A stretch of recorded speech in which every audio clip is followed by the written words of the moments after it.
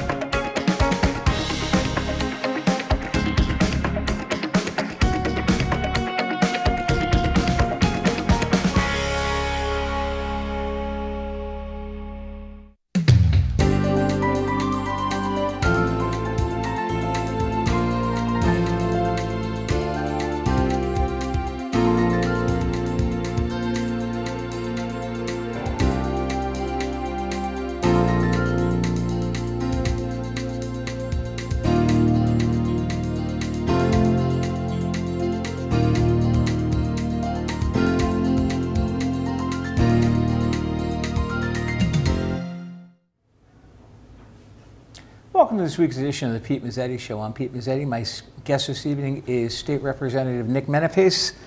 Hello, sir. Good to see you, Pete. How are you, buddy? I'm very good. Long time no see. It's been, what, been about a year? It has been, yeah. It has been. Yeah. What's new? Well, I won my race for state representative. I know you did. I know you did. And I had the closest race in the state, so 99 votes. That was definitely a fun one to count. But I always like 99 votes because if I just said 100, I feel like everyone would think I was just making up a number. Exactly. 99's perfect. Exactly. Yeah. So tell us a little bit about your district and what areas you represent. Yeah, I represent the 37th district. That's East Lyme, and then it's part of Salem and Montville. Okay. It's been great, about, like I said, the vast majority of the people who live in it live in East Lyme, and I live in East Lyme, so It makes sense. But, it's interesting because, like I said, Salem's a town that has a lot of connection to East Lyme. Most of the kids who go to school there, they go up to the East Lyme High. Mm-hmm. And then Montville's another one of the towns where, they're split multiple ways. But I really love the community. I love being able to go around all these places and talk to people. And I've, really loved for this last year now being able to serve them as their state representative. And what committees are you on?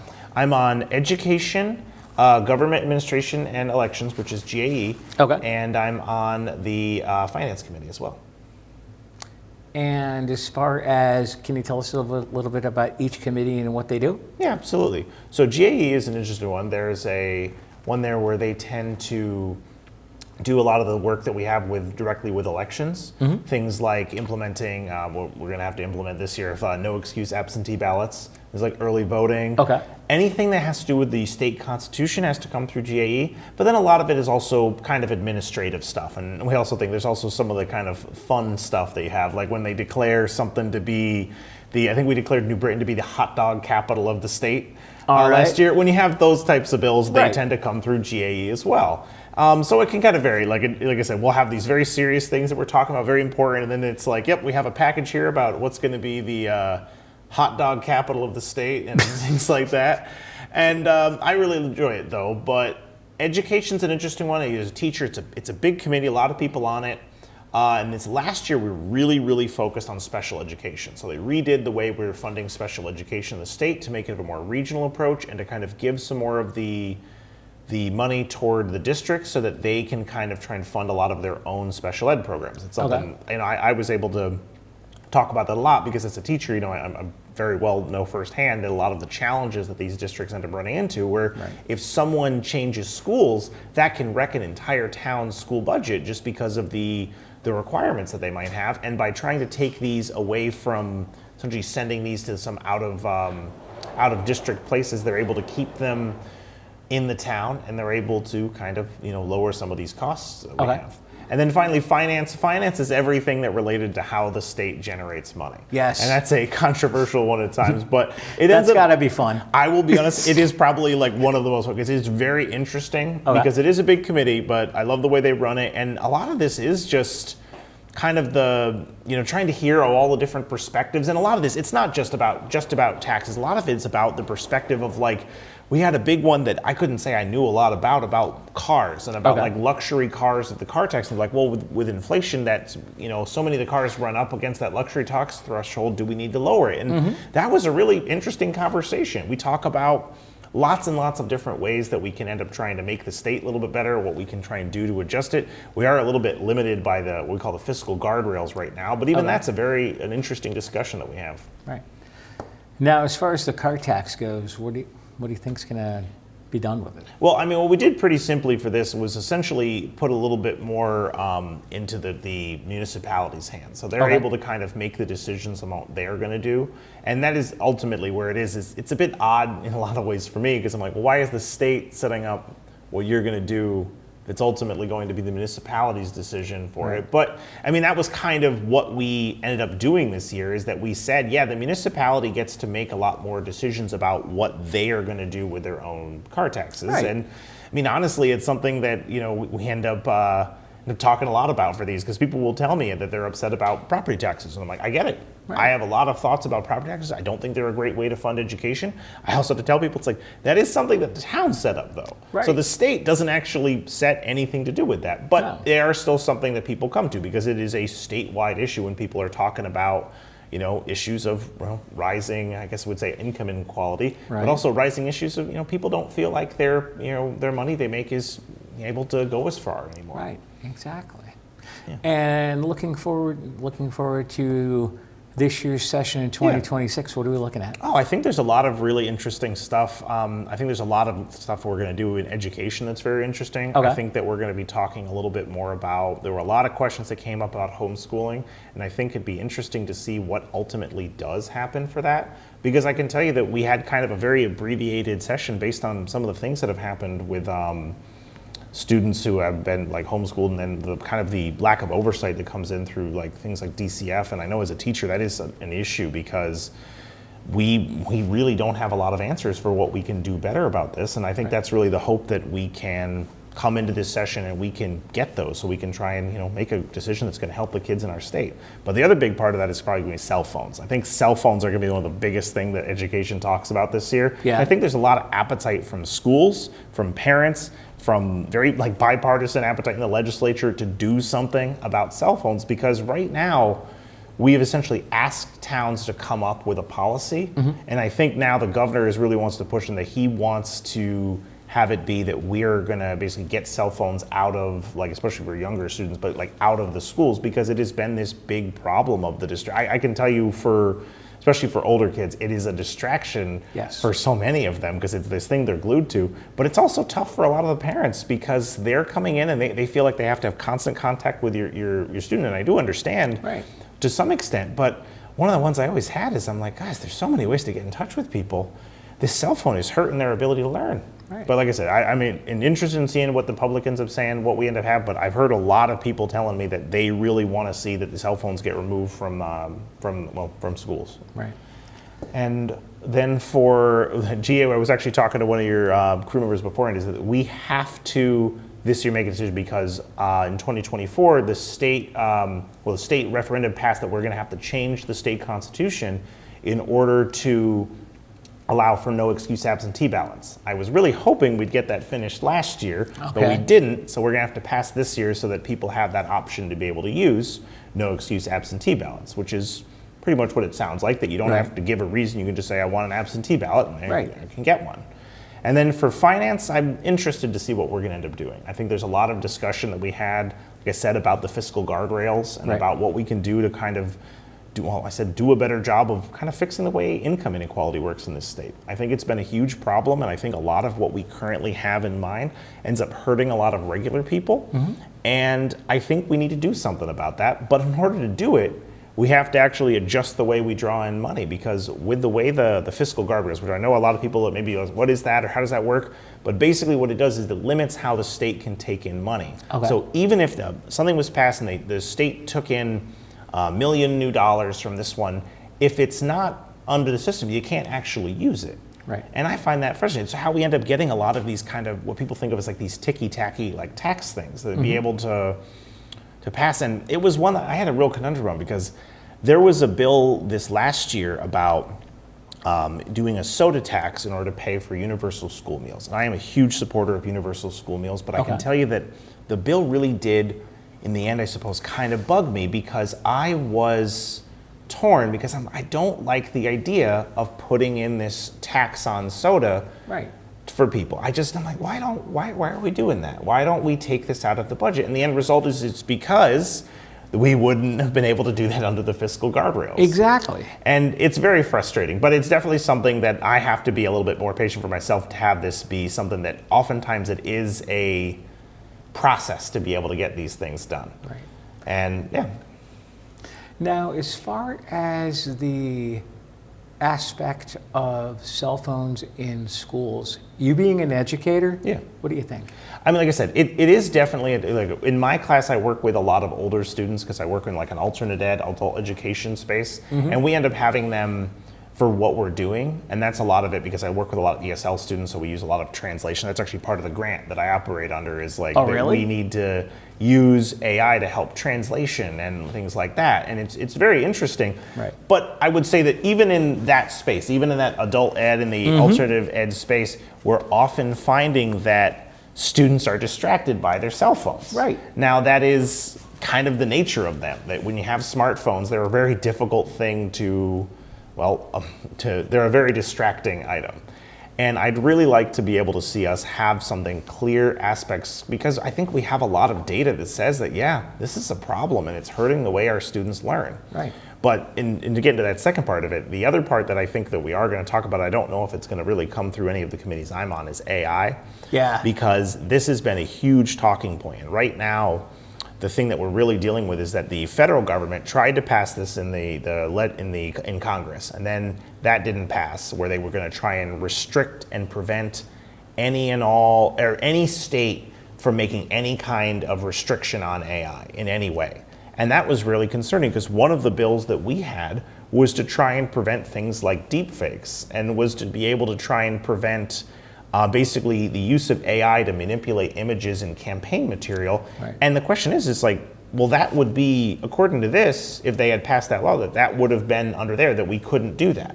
Right. And I don't think it's healthy for anyone to be able to allow for manipulated images like that to go out to people. We're seeing that this is going to increasingly be a problem.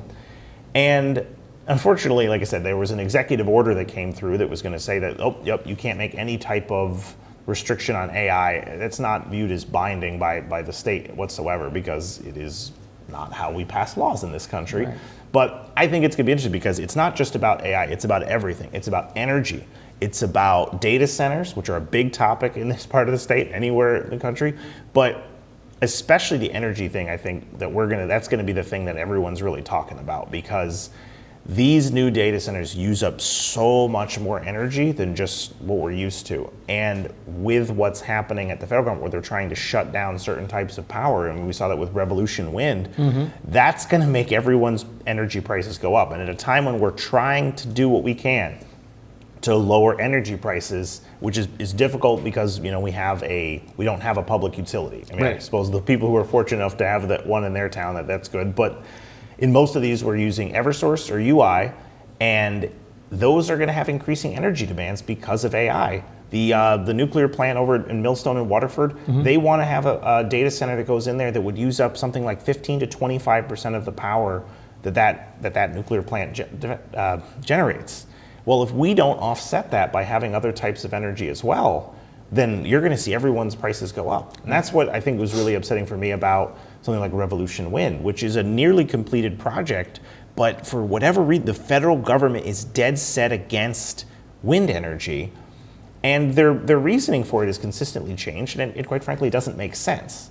It's a nearly completed project, and that we're accounting for that energy already when they do these out these future forecasts of what they're going to end up having. And if we're getting rid of, I think it's like 750. I'm not going to use the right whatever it is. It's not like megawatts, but it's this huge amount of energy that was going to be used. That if we don't have that anymore, that's going to make your energy bills go up, Right. and nobody wants that. No. Would you mind sticking around for another segment? Sure. All right, we'll be right back. You matter. You matter. You matter. And your words matter too. Your words matter. What you say in the hallways at school or in the student section at a game matters. Words can be hurtful. Words can be offensive. Words can leave scars. Words can also inspire. Support and uplift. You and your words. Are they both important? As a matter of fact, yes. Last week, Brandon met a girl on a dating app. One day after work, he finally found the courage to ask her out. No answer. He started to panic. Was he being too pushy? Maybe it was too Hey, sorry I didn't respond. I was driving. I would love to go on a date. How does tonight sound? Brandon tried to play it cool, but inside he knew. A girl so smart, so responsible, she must be a keeper. Welcome back to this week's edition of the Pete Mezzetti Show. I'm Pete Mezzetti, sitting here with State Representative Nick Menapace. Welcome back, sir. Hey. Thanks. All right, so in the first segment, we talked about everything going on in the state legislature. Let's open up this segment talking about your thoughts on early voting and how you think it went. Yeah, so that was something we did a lot with for this last session for GAE, because like I said, early voting is a frequent topic, and I can tell you that I'm definitely one who I want to know more about, like, where people come from, because I'm hearing it from a lot of different places, especially smaller towns. I represent, like I said, East Lyme and Salem, and in Salem, they had early voting for the 14 days that they're prescribed for the municipal elections, but it's pretty much just the registrar and their deputy. And they were talking to me about the frustrations that this is a job that they weren't expecting, especially in a small town like Salem, which you're not paid much for this, and I don't think the deputies are paid at all, that you are essentially having to work so much more than what is normally expected for you in a town of that size. And they wanted to be able to have the option of going down in the number of days that they did for early voting. And the same thing comes up for it for just the fact that it's municipal elections. You know, we're looking at, most towns are still less than 50% turnout. And that's considered pretty good for local elections. And the fact is that we did still have a lot of people who came out and used early voting.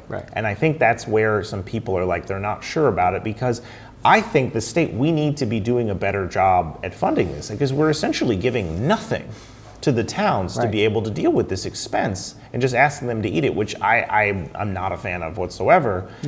And at the same time, though, like I said, we are going to be having no excuse absentee ballots, and I'm not sure what we're going to end up deciding to do. Some people have proposed that we should reduce down, or give the option to reduce down the number of days that you have. Some people don't want to have the early voting at all, although that's something, though, that the state citizens passed that as something that they want to have in this state, is early voting, and it's clear they also want no excuse absentee balloting. So we will have to see. I think it's going to be a really good point of discussion. I know that Secretary of State Stephanie Thomas is going to be talking about that with us a lot this year. She and I have talked a little bit about the way that we just process absentee ballots, and if we're going to be able to do those different, because right now you can't count any absentee ballots until the first day, and that's not something that, or the election day, but that's not something that every state does. So some people said, look, well, maybe we should consider that. I don't know what the right answer is, but I definitely want to discuss it with my colleagues and see what we come up with. And from what I understand, most of the towns, if not all of the towns, they got new voting machines. Yes, they did. They got new tabulators. Yes, they're very excited about it. My friend is one of the registrar of voters, and they were telling me when I came in for early voting, as I worked the polls on one of the days, is that they were telling me all about the new tabulators and how it was so much easier to use, and even just like they have to print out the results and give them to people, and they were like, these were so much easier to decipher than the previous ones, because the previous ones would use this huge list. And it was very difficult to do, but the new ones, it's pretty much just boom, this is what everything we've got, and that's how it was able to work. So they were very happy about them. They actually demonstrated for us at the legislature. They had us come through the Secretary of the State's office, and we got to see what how the new tabulators worked and everything.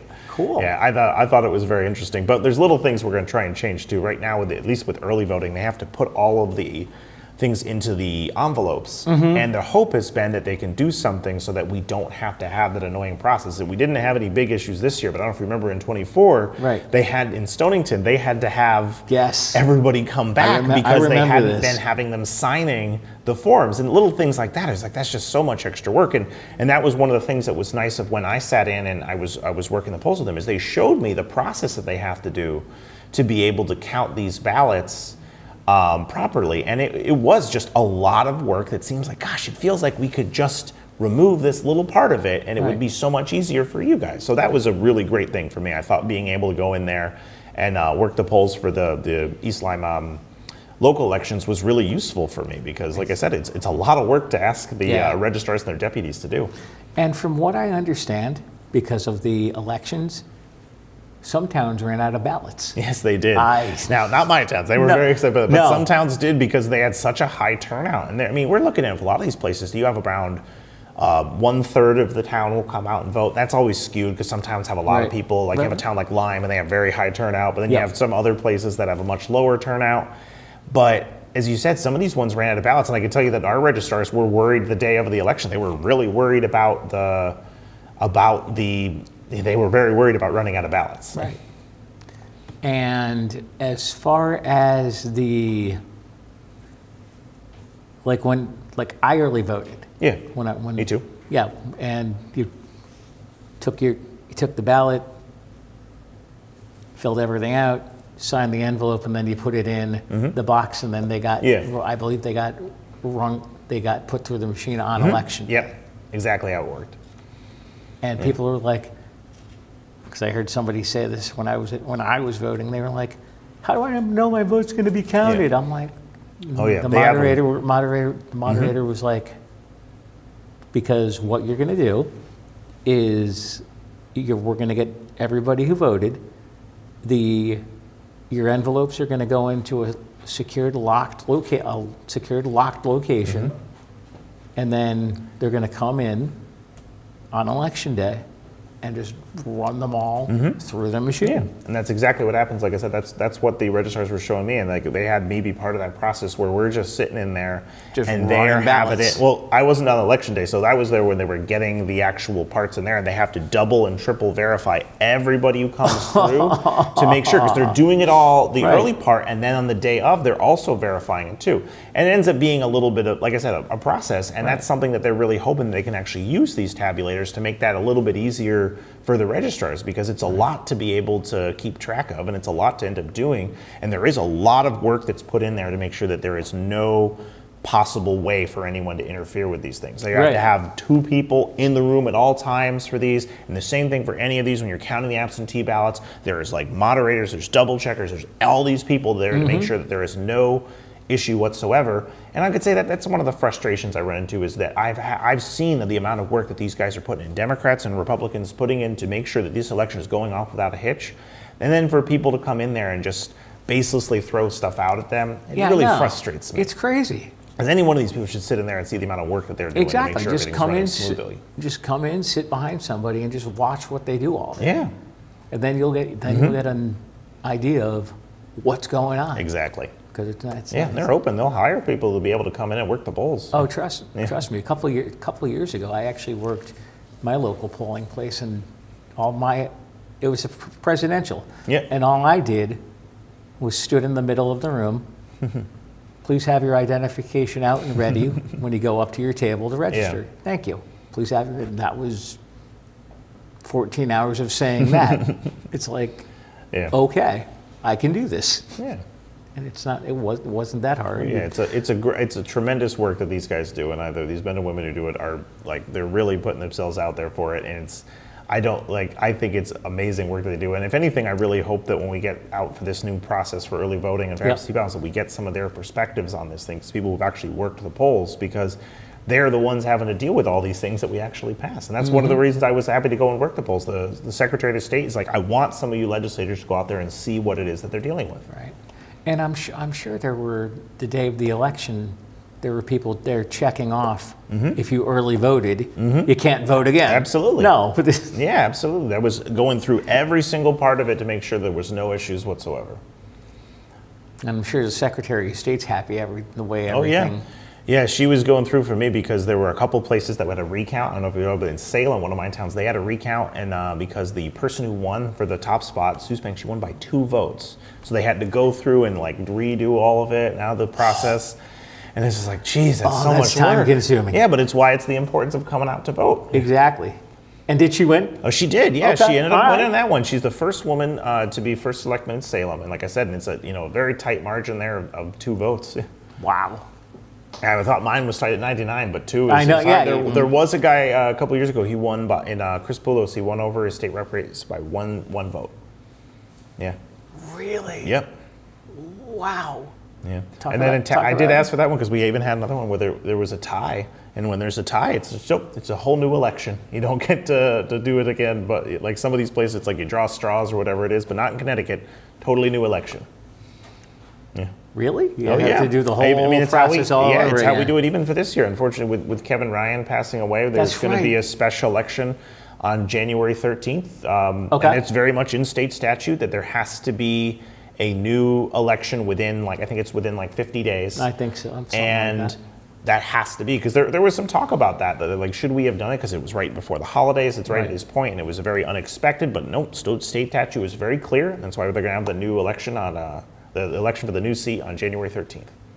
I've never met Kevin Ryan, but he seemed like a really nice guy. He was a very nice man. He'd been, served in the legislature for over 30 years, and his death was very unexpected. Yeah, I saw it in the paper because a dear friend of mine is former Speaker Jim Amon. Yeah. And Jim posted something. I'm like, oh my God. Yeah. He's like, it's pretty amazing. And really quick, because we got a little bit more time left, let's talk about the housing bill. Yeah. All right, this is pretty simple. I mean, it's one of these ones that I feel like there's a lot of people with a lot of questions, which I think is great. Right. The thing that I always get a little frustrated with for myself is I put myself out there as much as I can to make sure it's like, hey, I want to answer your questions. Anything you've got about the housing bill, I'd love to hear it. Right. And I've had, instead, some of these people just ranting about what they think it does. And then I'm like, I really do want to just answer what this is actually going to do. And by and large, almost everything that it's doing is it's trying to make it a little bit easier to be able to get through the process of actually building housing, trying to clear out some of this red tape, which is very similar to what some of the bills that were passed in other states. Idaho, Pennsylvania, any one of these places that were able to get these bills passed. And we'll try, because this is a big problem. It's not just a problem in the Northeast, but I can tell you in the Northeast, I talked to a lot of other legislatures, and they're all agreeing this is a big issue, that housing costs are getting much, much higher. We're not having enough housing stock for the population to continue to grow or even really stay stagnant. So we're seeing the populations are declining.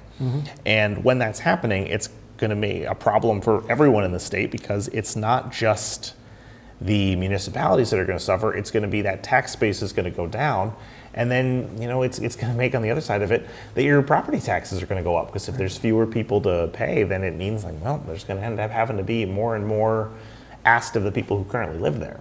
But the biggest part of the bill, like I said, is trying to make towns understand the education part of this. Right. They wanted to be clear about what's going to benefit for these towns, and we want to make sure that they know where they can get these grants to help them build housing, what we want to be able to get them. We're trying to see if we can make sure we're having housing being built near existing infrastructure. Okay. Nobody wants to be able to go out there and have it be that you're clear cutting a forest to be able to build housing. We would like to keep that land, but in order to do that, we have to do things like infill. And if we're going to infill, it means that we're going to do different kinds of housing. And oftentimes, that types of housing, that is more beneficial financially for a town than just going out there and building these large, acre lots with single houses, because that's all a lot of infrastructure that the town needs to build in order to pay for it.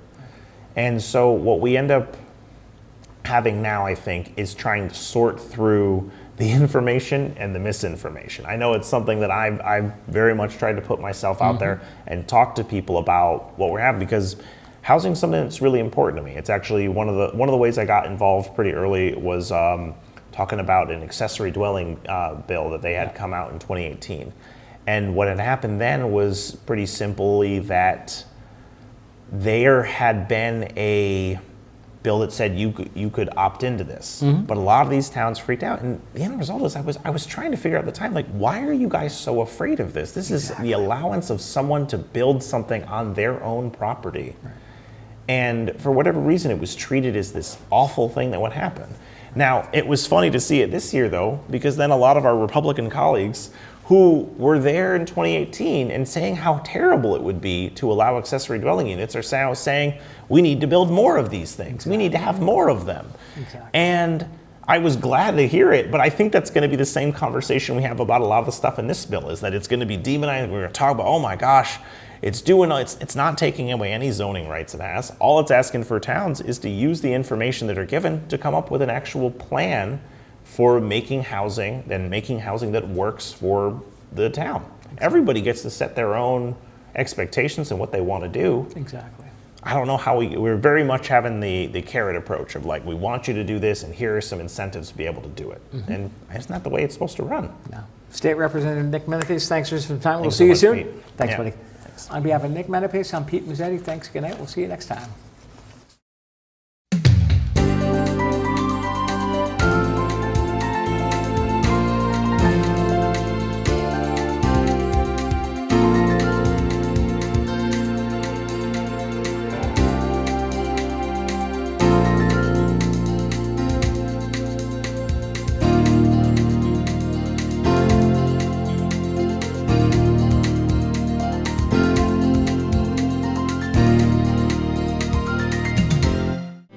The preceding program was brought to you in part by